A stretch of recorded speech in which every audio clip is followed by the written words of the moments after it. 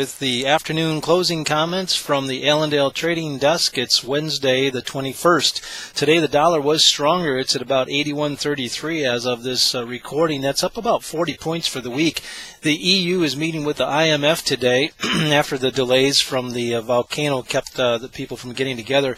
Today it talks like they're going to be able to move forward with things, but there is concern increasing about Portugal and maybe that they'll be right behind the Greece situation if the values or if the collateral asset values continue to deflate over there.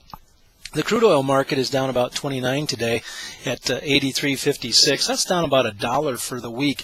The euro travel has returned, and that's put some support underneath the market and getting some of the demand back for the distillates.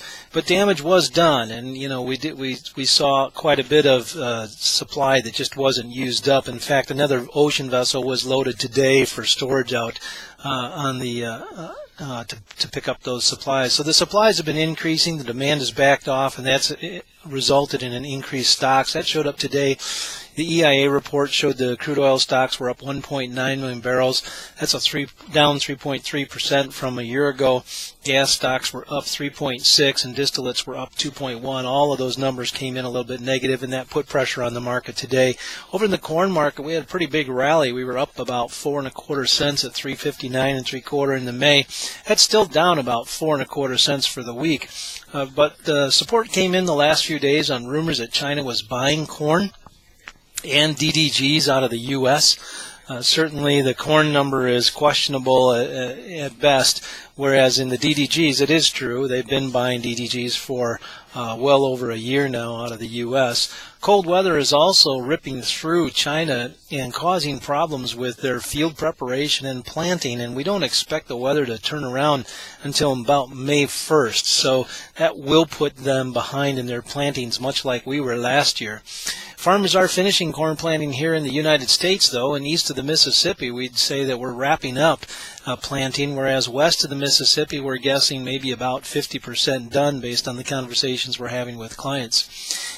South America did sell 120 corn to Indonesia. There were rumors that that went to the U.S., but it didn't, and that provided some selling up at the highs. As when we got up here, we did see farmers selling today. Resistance is at 366 on the May contract, and 363 was today's high, so we got very close to resistance. Support's down around 342.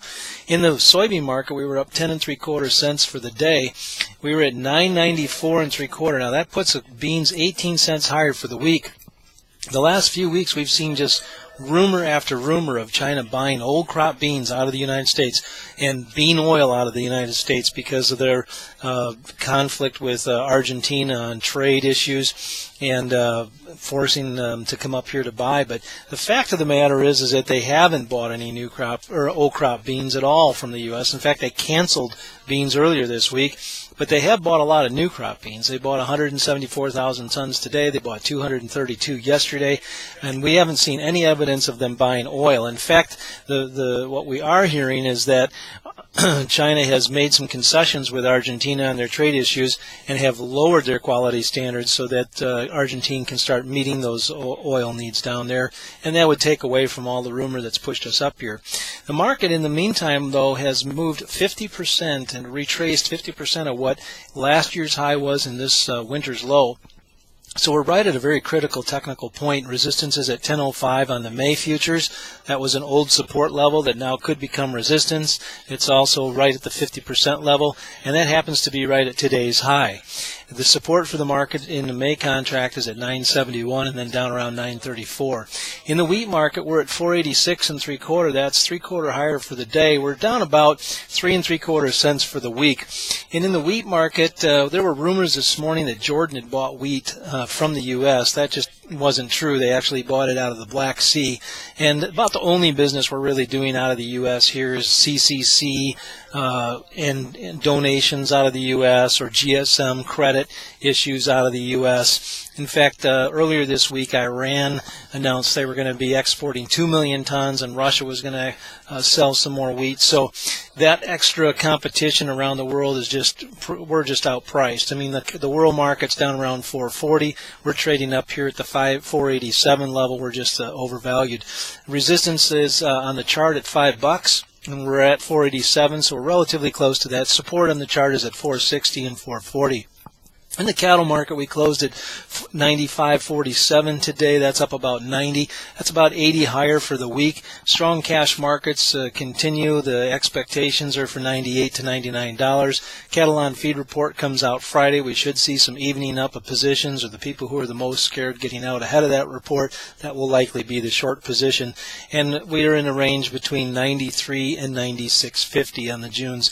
In the hogs, we closed at 87.27. That was up $1.77 today. We're $1.10 higher for the week. Strong wholesale pork prices continue.